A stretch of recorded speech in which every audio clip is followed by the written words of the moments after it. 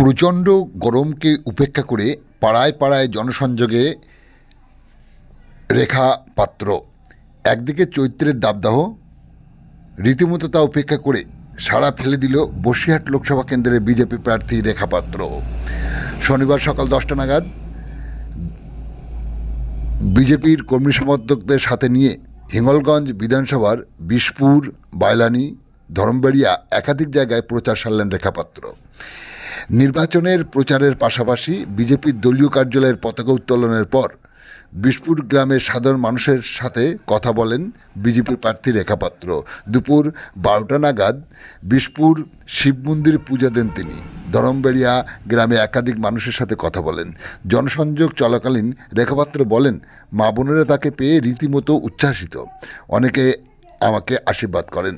তিনি বলেন, স্থানীয়গতভাবে মা বোনেদের এই সাহস ও শক্তি আমাকে জয়ের লক্ষ্যে পৌঁছে দেবে। এই সময় তার প্রচার সঙ্গী হিসেবে ছিলেন হিঙ্গলগঞ্জের বিজেপি মণ্ডলের একাধিক নেতৃত্ব ও দলীয় কর্মী সমর্থকরা। আপনারা দেখছেন সেই বিশেষ মুহূর্তের ধারণকৃত ভিডিও চিত্র। আমাদের সাথে থাকুন, দেখতে থাকুন। এটা বিষ্ণু হাট আমাদের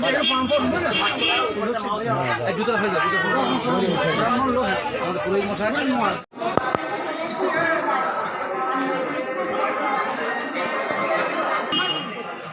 এই যে আমার মা এবারে এখানে একটাই বুঝি। হ্যাঁ বলো, এখানে একটাই বুঝি। মাতা কি জয়, ভারত মাতা কি জয়, ভারত মাতা কি জয়, শ্রীরাম জয়, জয় শ্রীরাম।